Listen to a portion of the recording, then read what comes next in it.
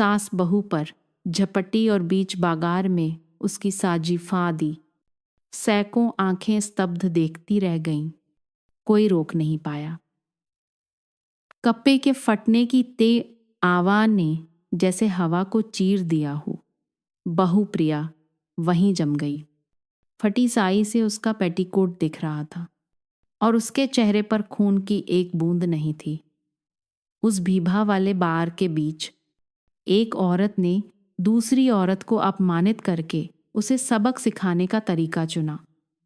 और किसी ने नहीं सोचा था कि सिर्फ 5 दिन बाद वही सास कांपते हाथों से उसी भी के सामने घुटनों पर बैठकर माफी मांगेगी। कहानी शुरू होती है। कमला नगर का बागार लंबे समय से उस इलाके का सबसे व्यस्त बागार माना जाता था।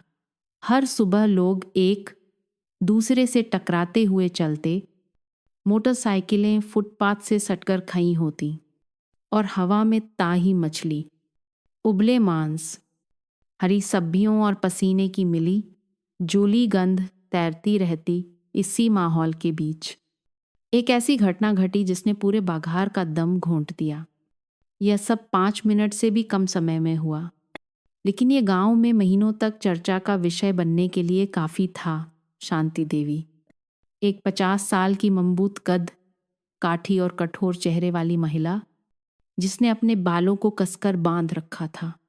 जैसे ही सब्जी की कुछ दुकानों से गुजरी, उसने एक ऐसा दृश्य देखा जिससे उसका खून खौल उठा। उसकी बहू प्रिया मछली की दुकान के पास एक दूसरी बुजुर्ग महिला को पैसे दे रही थी। वह सरिता थी, प्रिया की सगी माँ। प्रिया ने पैसे देने के बाद झुककर धीरे से कुछ कहा। उसके चेहरे पर कोमलता थी। किसी बाहरी व्यक्ति के लिए यह एक सामान्य दृश्य हो सकता था, लेकिन शांति देवी के लिए, जो हमेशा अपनी बहू पर शक करती थी कि वह ससुराल का पैसा अपने मायके भेजती है, यह चेहरे पर ठंडे पानी के छींटे जैसा था।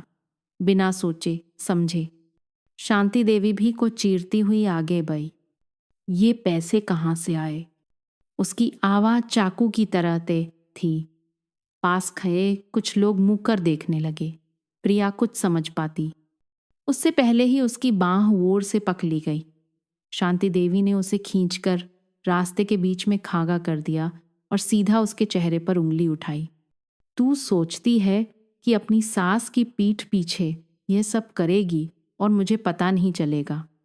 मेरा घर तुझे खिलाता है, मेरे पोते को पालता है, और तू हमारे पैसे उस घर में लुटा रही है। प्रिया घबरा गई, लेकिन शांत रहने की कोशिश करते हुए धीरे से बोली, माँ जी, मैंने घर से पैसे नहीं लिए। ये मेरी सिलाई के काम से बचाई हुई रकम है। सिलाई का काम? तू मुझे अंधा समझती है क्या? शांति देवी चिल्लाई और अचानक प्रिया की साजी का पल्लू ओर से खींच लिया। तू मुझसे छिपकर काम करती है, दो मुही बहू कहीं की। कपे के फटने की आवाज गूंज उठी। प्रिया की साई का पल्लू कमर के पास से फट गया था, जिससे उसका पतला पेटीकोट दिखने लगा। वह सन्न रह गई। जल्दी से फटे हिस्से को ढकने की कोशिश करने लगी। उसका चेहरा गुस्से से नहीं, बल्कि शर्म से लाल हो गया था। जो महिला कुछ साल पहले तक मोहल्ले की सबसे अच्छी बहू मानी जाती थी, वह अचानक ताक, झांक और चोरी छिपे वीडियो बना रहे ओनों का केंद्र बन गई।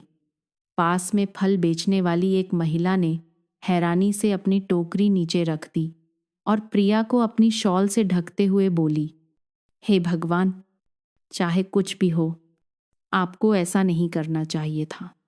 शांति जी, एक अधेय उम्र के व्यक्ति, मोहल्ले के मुखिया श्री मिश्रा, बीच बचाव करने आए। रुकिए, रुकिए, यह एक सार्वजनिक जगह है।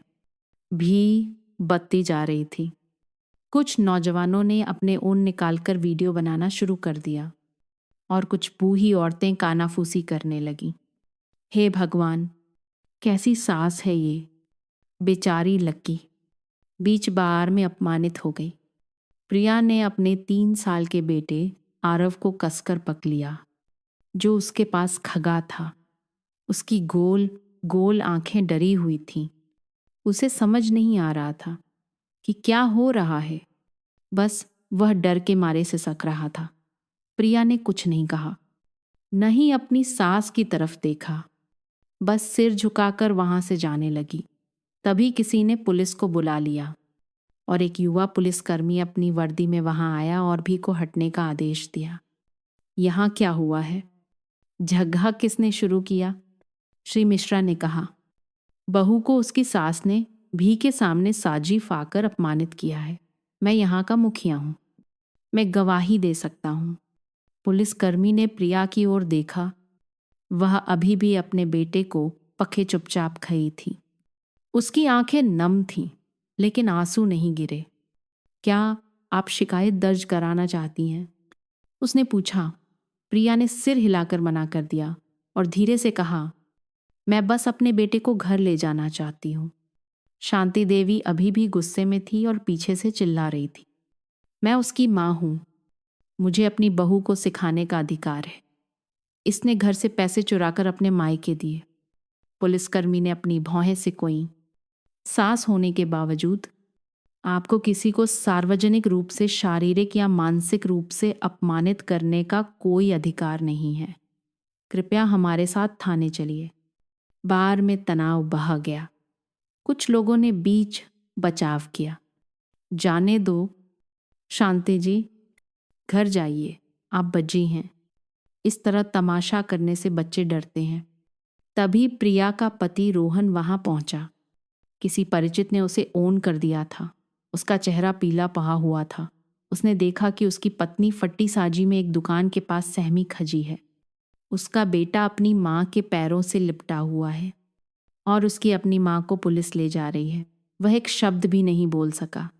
प्रिया की आंखों ने खामोशी से उसकी ओर देखा, जैसे वह किसी सहारे का इंतजार कर रही हो, एक शब्द जो उसके पक्ष में हो, या बस एक हाथ का स्पर्श जिससे उसे लगे कि उसका पति उसके साथ है।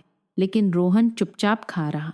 प्रिया के लिए वह चुप्पी बीच बागार में फटी साई से भी ज्यादा दर्दनाक थी।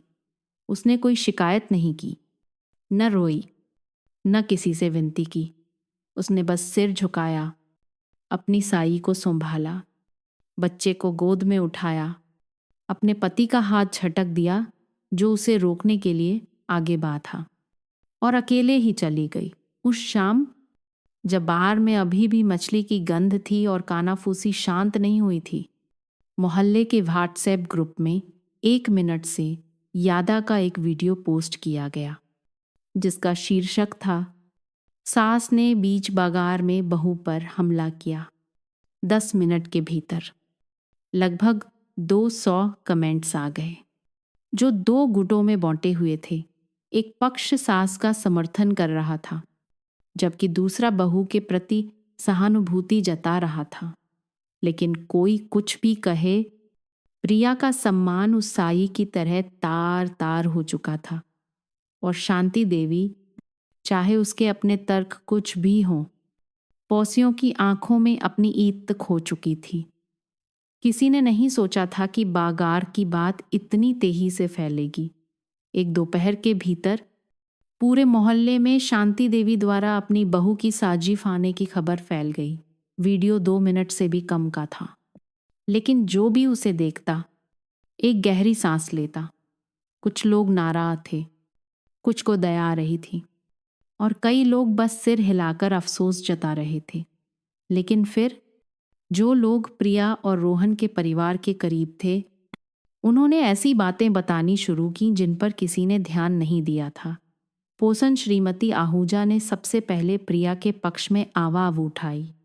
उन्होंने सीधे मोहल्ले के व्हाट्सएप ग्रुप में लिखा, पिछले महीने जब शांति जी के पति को स्ट्रोक के बाद अस्पताल में भर्ती कराया गया था, तो यही प्रिया थी जिसने 1 महीने की छुट्टी लेकर उनकी देखभाल की थी। मैंने उसे अस्पताल में रात रात भर जागते देखा। मुझे लगा जैसे वह अपनी सगी माँ की सेवा कर रही हो, और आज उसे इतने लोगों के सामने अपमानित किया गया। सोचकर ही दुख होता है। प्रिया की पुरानी सहकर्मी अंजलि ने और भी विस्तार से लिखा। प्रिया मेरी कंपनी में अकाउंटेंट थी। वह अक्सर देर से घर जाती थी क्योंकि उसे अपने ससुराल में दवाइयों का इंतजाम करना होता था। एक बार तो उसने अपनी सैलरी एडवांस में लेकर शांति जी का अल्ट्रासाउंड करवाया था। किसी ने उसे मजबूर नहीं किया, लेकिन उसने यह सब खुद किया और हमेशा अस्पताल के बिलों पर अपने पति का नाम लिखवाती थी ताकि उसकी सास को बुरा न लगे। इस पोस्ट के साथ बैंक स्टेटमेंट, भुगतान की रसीदों और एक तस्वीर की कॉपी भी थी जिसमें प्रिया शांति देवी को सहारा देकर अस्पताल के अंदर ले जा रही थी। प्रिया के चेहरे पर कोई मेकअप नहीं था, बाल जल्दबाई में बौंधे थे, लेकिन उसकी आंखों में कोमलता और धैर्य था। जल्द ही संदेशों और टिप्पणियों की बाँ आ गई। आरव के किंडरगार्टन की एक शिक्षिका ने माता पिता के ग्रुप में चुपके से एक संदेश भेजा। पिछली बार जब आरव को बुखार था तो प्रिया ने पूरे एक हफ्ते की छुट्टी लेकर उसकी देखभाल की। उसकी सास ने कहा कि वह एक समारोह में व्यस्त है। मुश्किल हालात में हमेशा प्रिया ही सब कुछ संभालती थी। दूसरी ओर मोहल्ले के मुखिया श्री मिश्रा ने उस शाम एक आपातकालीन बैठक बुलाई और गंभीरता से घोषणा की, मैंने पुलिस स्टेशन से संपर्क किया है। शांति देवी का व्यवहार एक प्रशासनिक उल्लंघन है, विशेष रूप से सार्वजनिक स्थान पर किसी की गरिमा और सम्मान को ठेस पहुंचाना, जिसका जुर्माना 2 से 5,000 रुपये तक हो सकता है। हालांकि वह मुझसे पहले ही मिल चुकी हैं और सुलह करने का अनुरोध किया है। उनका कहना है कि यह सब गुस्से में हुआ। मैंने उनसे दोबारा ऐसा न करने का एक हल्फनामा लिखने को कहा है। कुछ लोगों ने सिर हिलाया, लेकिन कुछ ने इसका विरोध किया। मुखिया जी, एक महिला का सम्मान बीच बाजार में तार तार कर दिया गया। आप इसे बस सुलह कहकर खत्म नहीं कर सकते। कानून पीड़ितों की रक्षा के लिए है, न कि अपमान करने वालों को बचाने के लिए। जब पूरा मोहल्ला 2 विचारों में बूटा हुआ था, प्रिया चुप रही। वह अपने बेटे को लेकर अपनी माँ के घर चली गई, जो 2 किलोमीटर दूर एक छोटे से टीन की छत वाले घर में रहती थी। उसने अपना फोन बंद कर दिया, इंटरनेट नहीं चलाया और अपने पति या ससुराल से आए किसी भी संदेश का जवाब नहीं दिया। जिस एकमात्र व्यक्ति से प्रिया ने बात की वह थी नेहा, उसकी बड़ी बहन, जो पास के एक स्कूल में पाती थी। नेहा एक मजबूत और सीधी बात करने वाली महिला थी। जैसे ही उसे खबर मिली, उसने वीडियो बनाने वाले व्यक्ति से मूल क्लिप मांगी और उसे सावधानी से सहेज लिया। उसने एक वकील दोस्त से भी सलाह ली कि सबूत कैसे इकट्ठा करें और वीडियो में शांति देवी द्वारा कहे गए अपमानजनक शब्दों को कैसे लिखित रूप में दर्ज करें। उसके शब्द जैसे, वह मुझ पर बोझ है और पैसे छिपाने की हिम्मत करती है, और फाना तो हल्का था, मुझे उसे एक थप्पा मारना चाहिए था ताकि उसकी आंखें खुल जाएं। सब कुछ लिखित रूप में तैयार कर लिया गया। क्या तुम केस करना चाहती हो? अगर हाँ, तो मेरे पास सब कुछ है। किसी की ईद को ठेस पहुंचाने का अपराध छोटा नहीं है, नेहा ने पूछा। प्रिया ने आरव की पीठ सहलाते हुए धीरे से कहा, दीदी, कुछ मत करो। मुझे बस डर है कि अगर मामला बक गया तो मेरा बेटा बा होकर सिर उठाकर नहीं जी पाएगा।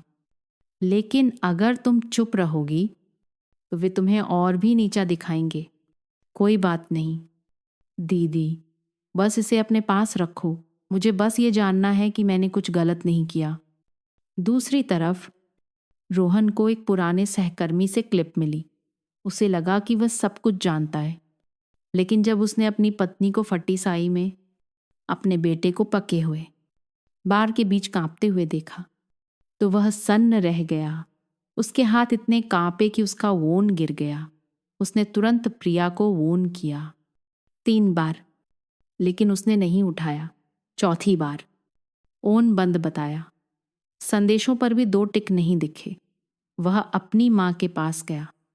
माँ, क्या बार में जो हुआ वह सच है? शांति देवी, जो मेवे खा रही थीं, ने लापरवाही से जवाब दिया। हाँ, तूने देख ही लिया, वह अपने मायके पैसे भेज रही थी।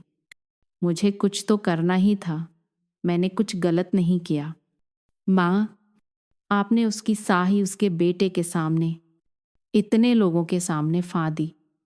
वह मेरी पत्नी है और आपने उसके साथ ऐसा व्यवहार किया जैसे वह कोई अजनबी हो। तो क्या मैं उसे जाने देती? क्या तू जानता है कि वह क्या कर रही थी? वह एक अलग बैंक खाता खोलने और अलमारी में पैसे छिपाने की योजना बना रही थी। रोहन कुर्सी पर धम्म से बैठ गया। उस समय उसे गुस्सा नहीं बल्कि निराशा महसूस हुई। प्रिया ने अपनी सास के लिए जो कुछ भी किया, अपने बेटे के लिए अपमान सहा और अपमानित होने पर चुप रही। उसे किसी ने नहीं सराहा और वह जिसे अपनी पत्नी की रक्षा करनी चाहिए थी, उस समय सबसे ज्यादा चुप रहा जब उसे उसकी सबसे ज्यादा घृणा थी। गांव में कुछ लोग अभी भी शांति देवी के पक्ष में थे, लेकिन प्रिया के प्रति सहानुभूति रखने वालों की संख्या बढ़ रही थी। गांव के एक कानूनी अधिकारी ने नेहा को एक निजी संदेश भेजा। अगर आप मुकदमा करना चाहती हैं तो मैं गवाही देने के लिए तैयार हूं। वीडियो इतना स्पष्ट है। और क्या चाहिए? नेहा बस मुस्कुराई और कहा, मैं अभी मुकदमा नहीं कर रही हूं, लेकिन मैं घृणित पन्ने पर ऐसा करने का अधिकार सुरक्षित रखती हूं। और जब सब लोग बहस कर रहे थे, एक 3 साल का बच्चा, प्रिया का बेटा, अपनी मां को फटी हुई साई सिलते हुए देख रहा था। उसने पूछा, मम्मी, क्या दादी ने आपको मारा? प्रिया ने कोई जवाब नहीं दिया, बस सिर हिलाया और अपने बेटे को गले से लगा लिया। सुबह होते ही प्रिया आरव को लेकर अपने मायके चली गई। उसके पास ज्यादा सामान नहीं था, बस एक छोटा सूटकेस, कुछ कपें, एक आइल में कुछ दस्तावे और ओन जो अभी भी साइलेंट मोड पर था। उसकी मां सरिता बरामदे में बैठी थी। बेटी और नाती को देखकर वह दौड़ कर आई और आरव को गले लगा लिया। लक्का अपनी नानी से लिपट गया। रोया नहीं, लेकिन उसकी आंखें लाल थीं। प्रिया ने कुछ नहीं कहा और कहने की जरूरत भी नहीं थी। सरिता ने बस अपनी बेटी की पीठ सहलाई और उसे धीरे से अंदर ले गई। प्रिया का छोटा भाई विक्रम, जो अभी अभी वेल्डिंग की दुकान से लौटा था, कमरे से बाहर निकला। उसने अपनी बहन को देखा। उसकी आंखों में दबा हुआ गुस्सा था। विक्रम ने कभी अपनी बहन के निजी मामलों में दखल नहीं दिया था, लेकिन वह जानता था कि शांति देवी के घर बहू बनकर जाने के बाद से उसकी बहन ने बहुत कुछ सहा है। जब उनके पिता गंभीर रूप से बीमार थे तो प्रिया ने ही दवाओं के लिए पैसे जुटाए थे, और अब बीच बाहर में अपमानित होने के बाद वह एक अपराधी की तरह चुपचाप अपने बेटे को लेकर घर लौट आई थी। उस दोपहर घर में उबली हुई सब्जियों, मछली की करी और इमली के सूप के साथ एक सादा भोजन था।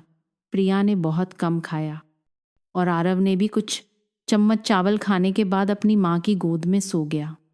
सरिता अपनी बेटी और नाती को देखकर इतनी दुखी थी कि वह एक निवाला भी नहीं निगल पा रही थी। तुमने बहुत सह लिया, उन्होंने भारी आवाज में कहा। अगर वे तुम्हारी कद्र नहीं करते तो तुम्हें एक मजबूत फैसला लेना चाहिए। हर दिन खुट खुट कर जीने का क्या मतलब है? प्रिया ने कोई जवाब नहीं दिया, बस सिर झुकाए रखा। उसे नहीं पता था कि वह सही है या गलत। उस शाम एक छोटी कद की महिला, जो बार में प्रिया की दोस्त मछली वाली थी, वहां आई। उसने सरिता से पूछा, क्या प्रिया घर पर है? मैंने जो सुना उससे मेरा खून खौल रहा है। वह इतनी सीधी है और उसके साथ ऐसा सलूक हुआ। सरिता ने घर के अंदर इशारा किया। मछली वाली ने मेज पर संतरे का एक थैला रखा और बैठ गई। चिंता मत करो, बार में हर कोई प्रिया को पसंद करता है। कुछ लोगों ने उसके लिए आवाज़ भी उठाई है। हम अच्छे लोगों को अकेला नहीं छोड़ेंगे। प्रिया कमरे से बाहर आई और उसे धन्यवाद दिया। मछली वाली ने उसका हाथ पककर कहा, मैं बूढ़ी हो गई हूँ, मुझे सही गलत का यादा नहीं पता, लेकिन मैंने उसे अपनी सास की अस्पताल में महीनों तक देखभाल करते देखा है और अब उसके साथ ऐसा व्यवहार हो रहा है, यह बर्दाश्त नहीं होता। रात में जब आरव सो गया, प्रिया अकेले बरामदे में बैठी थी। उसके सामने नेहा द्वारा भेजे गए दस्तावेजों का एक बंडल था, अस्पताल के बिलों की कॉपी, बैंक ट्रांसफ़र की रसीदें, दवाओं की रसीदें और उन पैकेजों की तस्वीरें भी जो उसने शांति देवी के लिए भेजे थे, जिन पर हमेशा रोहन का नाम होता था। हर कागज बात की पुष्टि कर रहा था कि उसने प्यार किया, परवाह की और अपमान सहा। उसने उन्हें क्रम में लगाना शुरू किया। 200 रुपये की खांसी की दवा से लेकर शांति देवी की एंडोस्कोपी के लिए 7 0 रुपए के अस्पताल के बिल तक और पिछले साल छत की मरम्मत के लिए दिए गए 15 0 रुपए भी सबके सबूत थे। हर संख्या उसके दिमाग में नाच रही थी। यह साबित करने के लिए नहीं कि वह सही थी, बल्कि ये याद दिलाने के लिए कि अब खुद की रक्षा करने का समय आ गया है। विक्रम ने अपनी बहन को अकेले बैठे देखा। क्या तुम सच में तलाक लेने वाली हो? प्रिया ने सिर हिलाया। अगर तुम्हें ज़रूरत हो तो मैं तुम्हें तहसील कार्यालय ले चलूंगा। नहीं, मैं ये कर सकती हूँ। विक्रम ने एक गहरी सांस ली और धीरे से कहा, दीदी, तुमने 3 साल तक सहा, लेकिन जब तुम चुप रहती हो तो लोगों को लगता है कि तुम्हें दर्द नहीं होता। अब समय आ गया है कि उन्हें पता चले कि तुम्हारी भी एक सीमा है। उस रात प्रिया ने अपनी पूरी कहानी लिखी, मुकदमा करने के लिए नहीं, बल्कि रिकॉर्ड के लिए। वह अभी भी हिचकिचा रही थी। हर शब्द लिखते हुए उसका हाथ कांप रहा था। उसे अपनी सास या पति से गुस्सा नहीं था, लेकिन वापस जाने के लिए अब उसमें विश्वास नहीं बचा था। विश्वास एक बार टूट जाए तो सिर्फ माफी मांगने से नहीं जूता। आधी रात के करीब प्रिया बगीचे में उस अमरूद के पेड़ के नीचे गई जिस पर वह बचपन में चाहा करती थी। वह बैठ गई और आसमान की ओर देखने लगी। हवा में चमेली की खुशबू थी जो उसे बचपन की शांत शामों की याद दिला रही थी। उसने खुद से पूछा, क्या वह ज्यादा कठोर हो रही है? क्या कोई एक जगह के लिए अपना पूरा परिवार खो देता है? फिर उसने खुद जवाब दिया, लेकिन मैंने झगड़ा नहीं किया। मैं तो बस चुप थी और बीच बाजार में मेरी सागी फा दी गई। वह समझ गई कि यह एक अचानक आया गुस्सा नहीं था। ये 3 साल से जमा हुए अपमान का नतीजा था, और अगर वह पीछे हटती रही तो एक दिन उसका बेटा एक ऐसे परिवार में बहा होगा जहां सहने को कर्तव्य और अपमान को सामान्य माना जाता है। अगली सुबह प्रिया ने अपने बैंक खाते का स्टेटमेंट मांगा। फिर वह पंचायत कार्यालय गई और एक तरफा तलाक की प्रक्रिया के बारे में पूछा। वह रोई नहीं, न ही कांपी। उस दोपहर रोहन जब सरिता के घर के बाहर रुका तो मौसम उमस भरा था। उसके हाथ में एक गाइल थी जिसमें तलाक के काग नहीं, बल्कि तलाक की अर्जी वापस लेने का आवेदन था। उसने अपने हस्ताक्षर कर दिए थे। बस प्रिया के हस्ताक्षर के लिए जगह छोई थी। रोहन का दिल तेजी से धक रहा था। आखिरी बार वह इस घर में 2 साल पहले आरव के जन्मदिन पर आया था। अब सब कुछ बदल गया था। लकी का गेट बंद नहीं था। उसने धीरे से 3 बार खटखटाया। विक्रम ने दरवाजा खोला। उसकी आंखें ठंडी थीं। उसने कहा, मेरी बहन तुमसे मिलना नहीं चाहती। रोहन रुक गया। मैं बस कुछ मिनट बात करना चाहता हूँ। विक्रम चुपचाप एक तरफ हट गया। रोहन आंगन में दाखिल हुआ और देखा कि प्रिया रसोई में सब्जियां धो रही है। आरव बरामदे में खिलौनों से खेल रहा था। उसने अपने पिता को देखा, लेकिन हमेशा की तरह दौड़कर नहीं आया। रोहन का दिल बैठ गया। उसे यह दूरी बर्दाश्त नहीं हो रही थी। एक ऐसी दूरी जो उसकी अपनी चुप्पी ने बनाई थी। प्रिया, उसने कई रातों की नींद की कमी के कारण भारी आवाज में कहा, मैं जानता हूं कि मैं गलत था। मैं तब चुप रहा जब तुम्हें मेरी सबसे ज्यादा जरूरत थी। लेकिन कृपया सब कुछ खत्म मत करो। मुझे एक मौका दो। प्रिया मुही नहीं। वह टोकरी में सब्जियां रखती रही जैसे उसने कुछ सुना ही न हो। रोहन ने एक और कदम आगे बढ़ाया और आयल को मेज पर रख दिया। ये तलाक वापस लेने का आवेदन है। अगर तुमने अभी तक अदालत में अर्जी नहीं दी है तो मुझे उम्मीद है कि हम फिर से शुरू कर सकते हैं। प्रिया ने अपने हाथ धोए और धीरे धीरे कहा, फिर से शुरू करना कहना सबसे आसान है, लेकिन जो फटा है वह सिर्फ सा ही नहीं है। रोहन, वह मेरा विश्वास है। रोहन चुप हो गया। क्या तुम जानती हो, जब मेरी साई फाई गई तो मुझे वीडियो बनने का डर नहीं था। मुझे डर था कि आरव अपनी माँ को अपमानित होते देखेगा। मुझे डर था कि बाद में वह अपनी माँ को उस गर्व से नहीं देख पाएगा जो एक बच्चे की आंखों में अपनी माँ के लिए होता है। रोहन ने सिर झुका लिया। प्रिया रोई नहीं। उसकी आवाज़ आश्चर्यजनक रूप से शांत थी, लेकिन इसी शांति ने रोहन को महसूस कराया कि उसने उसे सच में खो दिया है। उसने धीरे से कहा, तो क्या मैं बेटे से मिल सकता हूं? प्रिया ने सिर हिलाया। हर सप्ताह के अंत में तुम उसे ले जा सकते हो, लेकिन वापस आने की बात मत करना। मुझे नहीं पता कि मैं अब ये चाहती हूं या नहीं। रोहन चला गया। वह समझ गया कि इस बार सिर्फ कागज पर लिखने से माफी नहीं मिलेगी। इस बीच कस्बे में शांति देवी प्रशासनिक जुर्माने और हर तरफ से डांट खाने के बाद घर में ही रहने लगी। किसी ने उन्हें बाजार में नहीं देखा। एक दिन वह अपनी छोटी बहन माया से मिलने गई। माया, मैं खाना नहीं खा पा रही हूँ। पूरा मोहल्ला मुझ पर उंगलियां उठा रहा है। माया ने पानी का गिलास देते हुए कहा, आपने जो किया उसके बाद आप और क्या उम्मीद कर रही थी? वह 3 साल से सह रही थी। क्या आप चाहती थीं कि वह मर जाए? शांति देवी का चेहरा पीला पक गया। मैं बस गुस्से में थी, माया ने बीच में ही टोक दिया। आपने पूरा परिवार बर्बाद कर दिया। प्रिया चली गई। रोहन भी घर नहीं आता। आपका बेटा दोस्तों के साथ रह रहा है ताकि उसे अपनी माँ का सामना न करना पे। क्या आपको इस पर गर्व है? शांति देवी के कांपते हाथों से गिलास से पानी छलक गया। उसे पहली बार लगा कि वह एक ऐसी सीमा पर पहुंच गई है जहां से वापसी संभव नहीं है, जो बहू मिट्टी की तरह शांत थी। वह अगर घर छोड़ने और तलाक लेने की हिम्मत कर रही है तो इसका मतलब है कि उसका दर्द अपनी चरम सीमा पर पहुंच गया है। उस रात रोहन ने अपनी माँ को संदेश भेजा, मुझे सोचने के लिए समय चाहिए, मैं अभी घर नहीं आऊंगा। शांति देवी ने बस संदेश देखा और कोई जवाब नहीं दिया। वह बिस्तर पर लेट गई। घर अब खाली और शांत था। रसोई ठंडी थी। उसने अकेले खाना बनाया और खाया। बेटा नहीं आया, बहू चली गई और पोता भी नहीं था।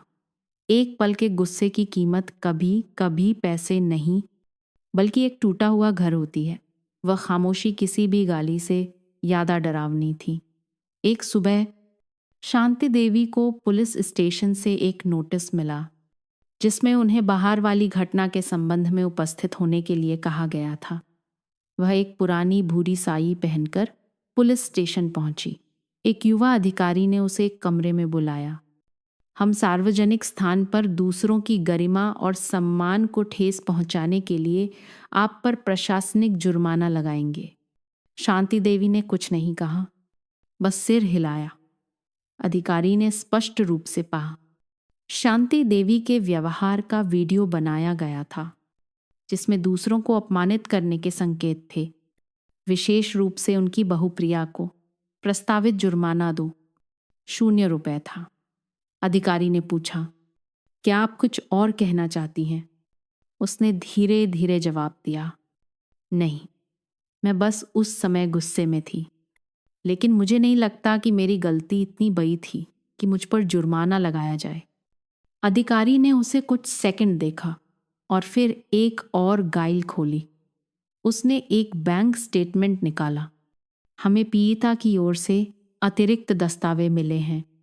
इसमें सबूत है कि आपकी बहू प्रिया ने पिछले साल अप्रैल में आपके दिल के ऑपरेशन के लिए पूरे अस्पताल के बिल का भुगतान किया था। हस्तांतरित राशि 2 लाख रुपए थी। कमरे में सन्नाटा छा गया। शांति देवी ने अपनी आंखें फाकर उस कागज को देखा। 15 मई 2024 प्रिया द्वारा सिटी हार्ट हॉस्पिटल के खाते में हस्तांतरण। विवरण: श्रीमती शांति देवी की आपातकालीन सर्जरी के लिए अस्पताल का बिल। हर शब्द उसके दिल में कील की तरह चुभ रहा था। अधिकारी की आवाज़ अभी भी सपाट थी। हमारे पास अस्पताल के बिल की एक कॉपी भी है। भुगतानकर्ता का नाम प्रिया है और अस्पताल द्वारा पुष्टि किए गए हस्ताक्षर हैं। शांति देवी कुछ नहीं बोल सकी। उसके हाथ कांप रहे थे और उसकी आंखें नम होने लगीं। लेकिन उसने आंसू नहीं गिरने दिए। एक बहू जिसने चुपचाप उसकी जान बचाई थी, बिना किसी को बताए उसे उसने बीच बार में एक चोर की तरह अपमानित किया था। अधिकारी ने पूछा, क्या आप इन कागजों की जांच करना चाहती हैं?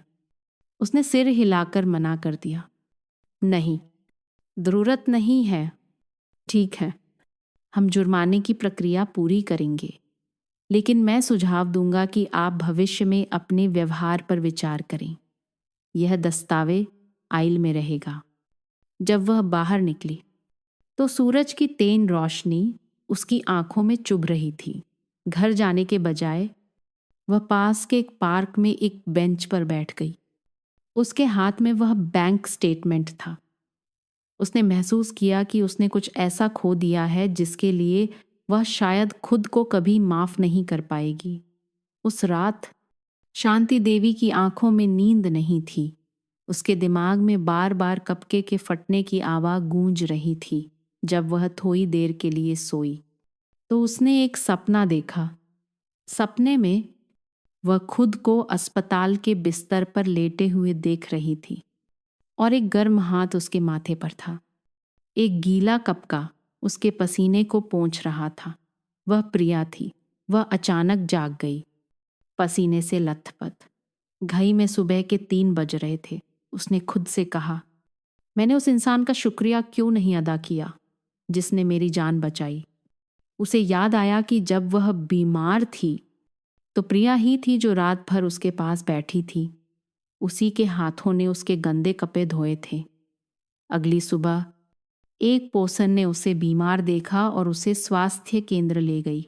डॉक्टर ने कहा, उच्च रक्तचाप, तेज धड़कन, नींद की कमी। आपको आराम करने और किसी की देखभाल की जरूरत है। अकेले रहना ठीक नहीं है। शांति देवी ने खुद से पूछा, अगर वह सच में बेहोश हो जाती है तो उसे अस्पताल कौन ले जाएगा? दोपहर में उसने बिस्तर पर लेटे हुए उस पुराने दुपट्टे को देखा जो प्रिया अपनी पहली कंपनी यात्रा के बाद लाई थी। उस समय प्रिया ने झिझकते हुए उसे दिया था। माँ जी, यह बहुत नरम है, उसने कहा था। सस्ती ची है, फेंक दो। प्रिया ने कुछ नहीं कहा, बस चुपचाप उसे तह करके बिस्तर पर रख दिया। वह दुपट्टा अभी भी वहीं था, उतना ही नरम, लेकिन उसे देने वाली अब वहां नहीं थी। वह फूट फूट कर रो पी। उस शाम उसने बगीचे में बैठकर उस सूखी मीन को देखा जहां प्रिया ने कभी बेलें लगाई थीं। उसके हाथ में अभी भी अस्पताल का स्टेटमेंट था। उसने उसे ध्यान से एक लकड़ी के बक्से में रख दिया। उसे नहीं पता था कि कल क्या करना है, लेकिन आज उसे अपनी गलती का एहसास हो गया था। अगली सुबह बिस्तर के नीचे पुराने कपों के थैलों को निकालते समय उसका हाथ एक कठोर वस्तु से टकराया। यह एक छोटा हल्का नीला धातु का बक्सा था। जब उसने उसे खोला तो सबसे पहले उसकी नज़र एक पतली बचत पासबुक पर पी। पासबुक पर प्रिया का नाम था और शेष राशि 50 रुपए थी। यह 2 साल पहले खोला गया था। नोट सेक्शन में नीले पेन से एक पंक्ति लिखी थी, माँ के रिटायरमेंट के लिए, ताकि उनके पास दवा और अपने खर्च के लिए पैसे हों। वह सन्न रह गई। पासबुक के नीचे एक डायरी थी। अंदर प्रिया की लिखावट थी। हर पन्ना सावधानी से लिखा गया था। सोमवार, माँ ने थोड़ा यादा नमक खाया। कल कम करना होगा। माँ को खट्टी दाल पसंद है, याद रखना। देर से सोने पर माँ को सिर दर्द होता है। नरम तकिया आमाना चाहिए। अगले महीने मालिश का तेल खरीदना है। माँ का खत्म हो गया है। हर पन्ने पर छोटी छोटी बातें थीं जिन पर कोई ध्यान नहीं देता, लेकिन प्रिया ने उन्हें ऐसे लिखा था जैसे वह किसी ऐसे व्यक्ति से प्यार करना सीख रही हो जो उससे बहुत अलग था। उसके हाथ कांपने लगे। वह फर्श पर बैठ गई और उसकी आंखों से आंसू बहने लगे। उसके दिमाग में यादें घूमने लगीं। उसे याद आया जब प्रिया एक नया तकिया लाई थी और उसने कहा था, यह सब पैसे की बर्बादी है। उसे याद आया जब प्रिया ने दोपहर भर उसकी पसंदीदा दाल पकाई थी और उसने कहा था, यह उतनी अच्छी नहीं है जितनी मैं बनाती हूँ। और अब यह डायरी एक खामोश आरोप पत्र की तरह थी। हर पंक्ति न केवल प्रिया के कार्यों को बता रही थी, बल्कि उसकी अपनी असंवेदनशीलता, उसकी कठोरता और उसके द्वारा कहे गए हर अपमानजनक शब्द को भी उजागर कर रही थी। उसने डायरी बंद की और अपना चेहरा हाथों में छिपाकर रोने लगी। उसे एहसास हुआ कि उसने अपने अहंकार के कारण रिश्ते को दांव पर लगा दिया था। दोपहर में शांति देवी ने एक सादे कागज पर कुछ पंक्तियां लिखीं। प्रिया, मैंने तुम्हारी डायरी पी। मुझे माफ़ कर दो। मैं गलत थी। इसलिए नहीं कि मुझ पर जुर्माना लगाया गया या क्योंकि लोग मुझे दोष देते हैं, बल्कि इसीलिए कि मैंने पीछे मुड़कर देखा और पाया कि मैं कितनी बुरी थी। अगर तुम मुझे माफ़ नहीं करना चाहती तो मैं समझती हूँ, लेकिन अगर किसी दिन तुम इजाज़त दो तो मैं माफ़ी मांगना चाहूँगी। मुंह से नहीं, बल्कि अपनी बाकी की जिंदगी से। उसने पत्र को तह करके उस धातु के बक्से में रख दिया और उसे अपने पति की तस्वीर के सामने रख दिया, जैसे वह न केवल अपनी बहू से बल्कि अपने दिवंगत जीवन साथी से भी माफ़ी मांग रही हो। उस सुबह शांति देवी जल्दी उठीं। उन्होंने एक टोकरी में 2 चीज़ें रखीं, सफ़ेद गुलदाउदी का एक ताहा गुच्छा और वह धातु का बक्सा। वह प्रिया से मिलने के लिए निकल पहीं। प्रिया का पता उसे अपने एक रिश्तेदार से मिला था। वह एक नहर के पास बने एक छोटे से किराए के कमरे में रहती थी। जब शांति देवी वहां पहुंची तो उन्होंने दरवाजे के बाहर आरव की छोटी चप्पलें रखी देखीं। उन्होंने दरवाजा खटखटाया। थोड़ी देर बाद दरवाजा खुला। वह प्रिया थी। उसकी आंखें ठंडी और खाली थीं। कैसी हो बेटी? उन्होंने पूछा। प्रिया ने जवाब नहीं दिया, बस पूछा, आप यहाँ क्यों आई हैं? शांति देवी ने फूलों का गुच्छा आगे भाया। मैं पोते से मिलने आई हूँ। और इसके साथ उन्होंने धातु का बक्सा आगे भाया। प्रिया ने बक्से को देखा और कुछ सेकंड चुप रही। फिर उसने कहा, अगर आप सच में बदलना चाहती हैं तो मेरे बेटे से माफ़ी मांगकर शुरू कीजिए, मुझसे नहीं। शांति देवी सन्न रह गई। पोते से माफ़ी मांगना, जिस बच्चे ने कभी उनसे एक भी शिकायत नहीं की थी। इसके बारे में उन्होंने कभी नहीं सोचा था। 1 मिनट बीता। फिर उन्होंने टोकरी नीचे रखी और घुटनों पर बैठ गई। शांति देवी उस किराए के कमरे के रास्ते में घुटनों पर बैठ गई। उनके हाथ जुहे हुए थे और आंखें लाल थीं। मैं माफ़ी मांगती हूँ बेटा, दादी गलत थी। मैं तुम्हारी माँ की आभारी हूँ। कृपया मुझे मत छोड़ना। अगर मैंने तुम्हें और तुम्हारी माँ को खो दिया तो मेरे पास कुछ नहीं बचेगा। उनकी आवाज़ भर्राई हुई थी। प्रिया देखती रही और आरव घर से बाहर भागा। अपनी दादी को घुटनों पर देखकर वह रुक गया। वह अपनी माँ के पीछे छिप गया। उठ जाइए माँ जी, प्रिया ने धीरे से कहा। नहीं, उन्होंने जवाब दिया, मुझे घुटनों पर रहने दो जब तक मुझे माफ़ी नहीं मिल जाती। मैं खई नहीं हो सकती। प्रिया ने अपने बेटे को उठाया और उसे अपनी दादी की गोद में रख दिया। आरव थोड़ा कांपा, लेकिन फिर उसने अपनी दादी को गले लगा लिया। दादी, रो मत। इन शब्दों ने शांति देवी को तोम दिया। वह बच्चे को गले लगाकर रोने लगी। कुछ मिनटों के बाद प्रिया ने धीरे से कहा, उठ जाइए माँ जी, मैं नहीं चाहती कि पौसी आपको इस तरह देखें। शांति देवी कांपते हुए उठी। उनका सिर झुका हुआ था। मैं माफ़ी चाहती हूँ, प्रिया ने कहा। अब से कृपया मेरे जीवन में हस्तक्षेप न करें। तलाक का मामला मुझे और रोहन को खुद संभालने दें। मुझे ओन मत कीजिएगा। नहीं आइएगा, मैं अभी माफ़ नहीं कर सकती, लेकिन आपके आने के लिए धन्यवाद। शांति देवी ने सिर हिलाया। वह समझ गई कि जिस व्यक्ति को दुनिया के सामने अपमानित किया गया हो, वह आसानी से अपना दिल दोबारा नहीं खोल सकता। उन्होंने आरव को एक और बार गले लगाया और वापस चली गई। पंचायत कार्यालय के एक कमरे में प्रिया और रोहन एक दूसरे के सामने बैठे थे। उनके बीच तलाक के कागजात रखे थे। कोने में शांति देवी चुपचाप बैठी थीं। उन्हें किसी ने नहीं बुलाया था, लेकिन वह फिर भी आई थीं।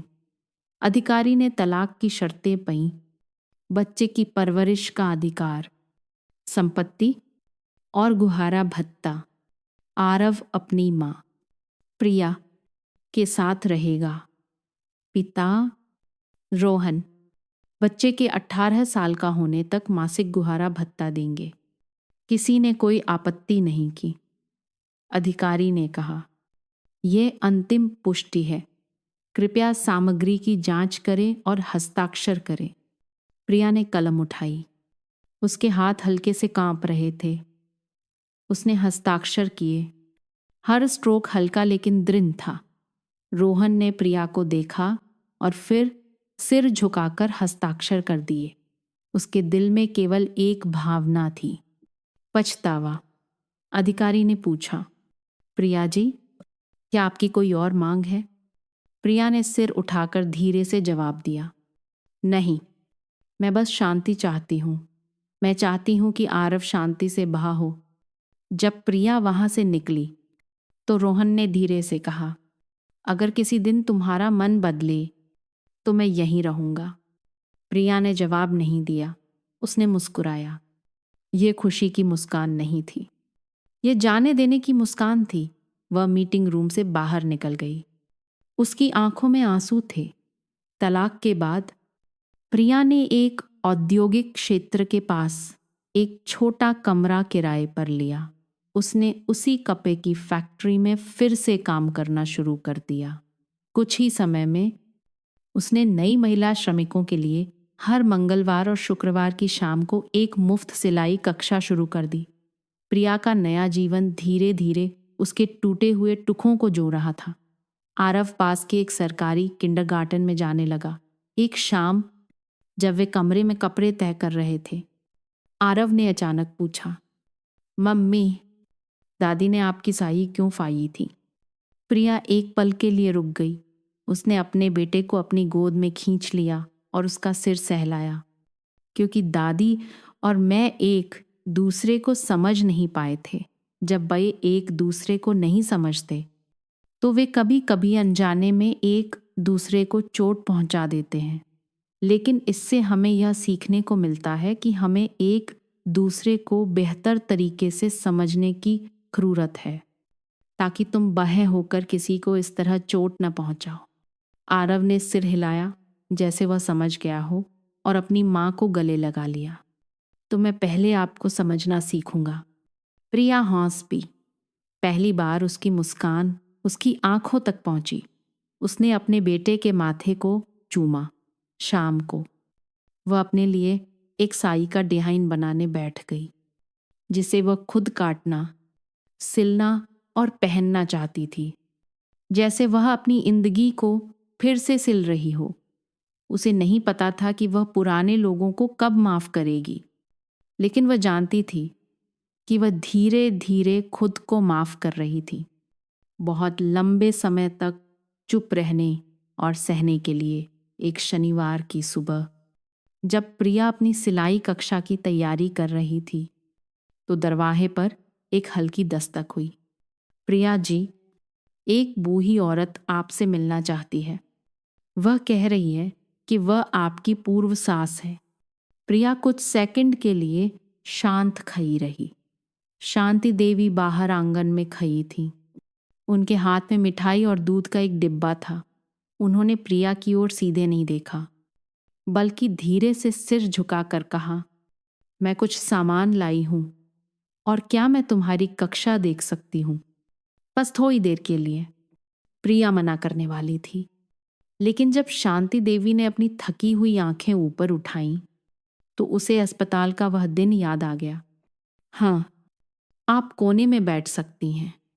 शांति देवी एक प्लास्टिक की कुर्सी पर चुपचाप बैठ गईं और प्रिया को कप का नापने और काटने का तरीका सिखाते हुए देखने लगीं।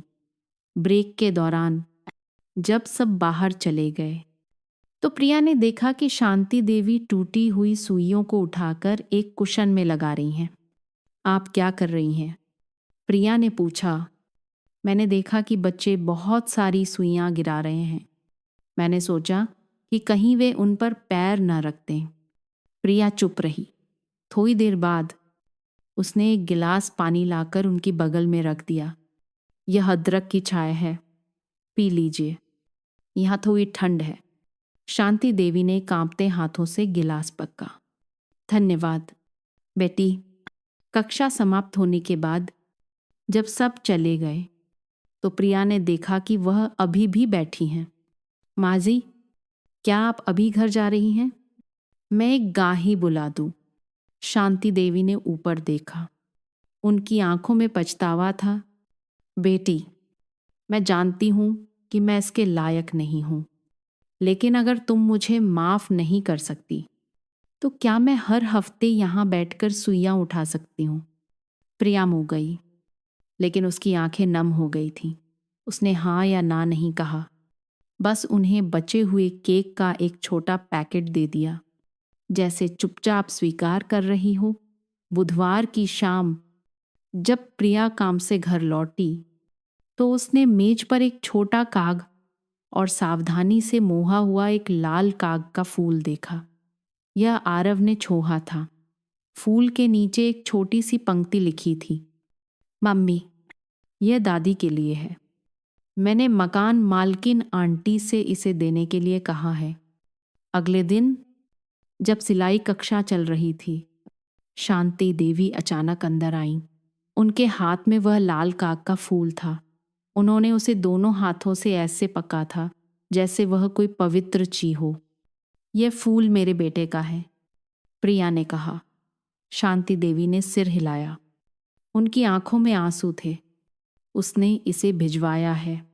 मैंने सोचा था कि मैं अब दादी कहलाने के लायक नहीं रही, लेकिन वह अभी भी मेरे बारे में सोचता है। उसी समय दरवाज़ा खुला। वह आरव था। अपनी दादी को देखते ही वह चिल्लाया, दादी, क्या आपको फूल मिला? शांति देवी घुटनों के बल बैठ गईं और अपनी बाहें फैला दीं। हाँ बेटा, मुझे मिल गया। आरव दौड़कर उनसे लिपट गया। वह एक ऐसा आलिंगन था जिसे किसी ने निर्देशित नहीं किया था। प्रिया चुपचाप पीछे खड़ी देखती रही। थोड़ी देर बाद शांति देवी ने सिसकियों के बीच कहा, बेटी, तुम्हें मुझे घुटनों पर बैठने के लिए कहने की जरूरत नहीं है, लेकिन कृपया मुझे एक और मौका दो। मैं तुम्हें और आरव को फिर कभी दुखी नहीं होने दूंगी। प्रिया ने धीरे से सिर हिलाया। मैं आपको घुटनों पर बैठने के लिए नहीं कहूंगी। मुझे बस ये चाहिए कि आप आरव के साथ अच्छा व्यवहार करें। उसकी कोई गलती नहीं है। शांति देवी ने आरव को कसकर गले लगाया। मुझे माफ कर दो, मैं गलत थी। मैंने बहुत कुछ खो दिया है। मैं अपने पोते को नहीं खोना चाहती। आरव ने अपनी आस्तीन से उनके आंसू पोंछे। दादी, रो मत। मेरे पास आपके लिए और भी फूल हैं। उस दिन सुबह शांति देवी उसी पुराने बार में गईं जहां उन्होंने वह अक्षम्य कार्य किया था। प्रिया जाने का इरादा नहीं कर रही थी, लेकिन आरव ने अपनी दादी को बागार ले जाने की जिद की और फिर उसने अपनी माँ का हाथ खींच लिया, जिससे प्रिया भी उनके पीछे चल पई। मछली की दुकान के सामने रुककर शांति देवी ने दुकानदार बहन से सिर झुकाकर कहा, मैं उस दिन के लिए माफ़ी मांगती हूँ जब मैंने आपके व्यापार, बार के माहौल और सबसे बककर अपने खुद के चरित्र को नुकसान पहुंचाया। उन्होंने एक अखबार के पैकेट से वही पुरानी साई निकाली जिसे धोकर साफ किया गया था और उसी जगह पर लाल धागे से सिला गया था जहां से वह फटी थी। उन्होंने एक काग पर लिखा, यह साई गुस्से और असंवेदनशीलता से फाई गई थी। अब इसे पहनने के लिए नहीं, बल्कि मुझे और यहाँ से गुजरने वाले हर व्यक्ति को यह याद दिलाने के लिए सिला गया है कि शब्दों को, रिश्तों को नष्ट न करने दें। फिर उन्होंने उस साई को दुकान के पास एक खंभे पर टांग दिया। पहले तो लोग बस देखते रहे, लेकिन फिर एक सब्जी बेचने वाली बूढ़ी औरत ने कहा, शांति देवी ने ऐसा करने की हिम्मत की। ये वही बात है, बाहर में सार्वजनिक रूप से माफ़ी मांगना आसान नहीं है। धीरे धीरे तालियों की गूंज सुनाई देने लगी। आरव को सब कुछ समझ नहीं आया, लेकिन जब उसने अपनी दादी को मुस्कुराते और लोगों को उनकी पीठ थपथपाते देखा तो वह भी मुस्कुराया। दादी, आप सुपर हीरो की तरह लग रही हैं। प्रिया एक तरफ खई यह सब देखती रही। उसके दिल में दर्दनाक चीखें अपने आप गायब नहीं हो सकती थीं, लेकिन उसकी सास का आज का कार्य एक खाई पर बने पुल की तरह था। उस दिन के बाद मछली की दुकान का वह खंभा बार में एक विशेष स्थान बन गया। किसी ने उस साई को नहीं उतारा। कुछ लोगों ने तो उसके बगल में एक छोटा कपड़े का टुकड़ा और एक नोट भी टांग दिया। मैंने एक बार अधप्पे खाने के लिए अपने पति को बहुत बुरा भला कहा था। अब मुझे लगता है कि मुझे भी माफ़ी मांगनी चाहिए। प्रिया ने इन शब्दों को पा और उसकी आंखों में आंसू आ गए। उसने महसूस किया कि जो साई कभी अपमान का प्रतीक थी, अब वह उपचार का प्रतीक बन गई है। 3 महीने बाद वह सिली हुई साही अभी भी खंभे पर लटकी हुई थी। धूप और धूल से उसका रंग फीका पक गया था। किसी ने उसे नहीं उतारा। वह अब फटे कपड़े का टुकड़ा नहीं, बल्कि गुस्से की सीमाओं और गलती सुधारने के मूल्य की याद दिलाने वाली छी बन गई थी। शांति देवी उस दिन के बाद बागार नहीं लौटी, लेकिन इसके बजाय वह प्रिया की शाम की सिलाई कक्षाओं में नियमित रूप से आने लगीं। पहले एक छात्रा के रूप में, फिर एक सहायक के रूप में और धीरे धीरे एक विश्वसनीय दादी टीचर बन गईं। एक दिन प्रिया ने कक्षा के सामने ओर से कहा, आप लोग 4-4 के समूह में बौंठ जाइए। जिसे तकनीक में मदद चाहिए वह मेरी माँ से पूछ सकता है। यह कथन एक घोषणा की तरह था। उस दिन शांति देवी ने एक पुरानी बैंगनी साजी पहनी थी। उनके बाल करीने से बौंधे थे और उनकी आंखों में खुशी और कृतज्ञता थी। अब उनकी सुबह की शुरुआत एक नई आदत से होती थी, आरव को अपनी पुरानी साइकिल पर स्कूल छोड़ना। हर बार फूल खरीदते समय वह आरव का हाथ पककर उसे सब्जियों के प्रकार, पके फल चुनने का तरीका और मोलभाव करना सिखाती थी।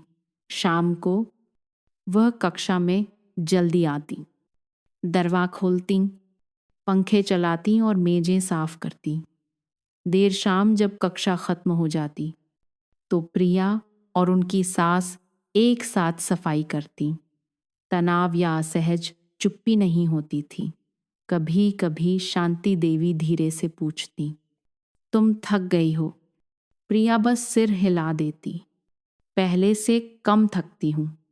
वे दोनों एक दूसरे को देखती और समझ जाती कि माफ़ी एक बार की माफ़ी से नहीं, बल्कि खामोश लेकिन लगातार कार्यों की एक श्रृंखला से मिलती है। साल के अंत में उस छोटी सी सिलाई की दुकान ने एक नया रूप ले लिया। दीवारों को फिर से रंगा गया और खिड़की के पास एक छोटी लकड़ी की अलमारी रखी गई। जहाँ कक्षा की प्रतीकात्मक वस्तुएं प्रदर्शित की गई थीं और सबसे प्रमुख एक साधारण लक्की का फोटो फ्रेम। अंदर बीच बागार में फाही गई उस पुरानी शाही की तस्वीर थी जिसे लाल धागे से सिला गया था। नीचे एक छोटी सी पंक्ति काई की गई थी। कुछ दरारें एक मजबूत रिश्ते की शुरुआत होती हैं। जिस दिन फ्रेम टांगा गया, शांति देवी जल्दी आ गई और उसे ध्यान से साफ किया। उस समय प्रिया और आरव कक्षा में दाखिल हुए। आरव ने एक चित्र बनाया था जिसमें एक छोटे से घर में 3 लोग थे, दादी, माँ और वह। हर किसी के चेहरे पर मुस्कान थी। प्रिया अपने बेटे के साथ फ्रेम के पास खई हुई। उसने अपनी सास की ओर देखे बिना धीरे से अपने बेटे से कहा, क्या तुम उस साई को देख रहे हो? ये एक बार फट गई थी, बहुत बुरी तरह, लेकिन अब इसे सिल दिया गया है। इंदगी की तरह कभी कभी यह फट जाती है, लेकिन अगर हम इसे ठीक करना जानते हैं तो इसे फिर से पहना जा सकता है। आरव ने अपनी गोल आंखों से पूछा, सिलने के बाद क्या दुख खत्म हो जाता है? मम्मी, प्रिया मुस्कुराई। दुख शायद खत्म न हो, लेकिन दर्द कम हो जाता है। उस समय शांति देवी ने प्रिया के कंधे पर हाथ रखा। मुझे एक और मौका देने के लिए धन्यवाद बेटी, उन्होंने धीरे से कहा। प्रिया मुई नहीं, लेकिन उसने धीरे से सिर हिलाया। वह हल्की सी सहमति शांति देवी के लिए किसी भी मौखिक माफी से ज्यादा कीमती थी। उस शाम कक्षा में सामान्य से अधिक शांति थी। कपे पर कैंची चलने की आवाज थी। किसी छात्रा की गलत सिलाई पर हल्की हौंसी थी और आरव की किताब के पन्ने पलटने की आवाज थी। आखिर में दुकान की पीली रोशनी उस पुरानी साई की तस्वीर पर पई। दादी, बहू और पोता वहां एक साथ खच्चे थे, बस मुस्कुरा रहे थे। शायद हर किसी के दिल में वे चुपचाप एक अंतिम सिलाई पूरी कर रहे थे। एक तूफानी साल को सबसे मजबूत धागे से सिल रहे थे। दयालुता।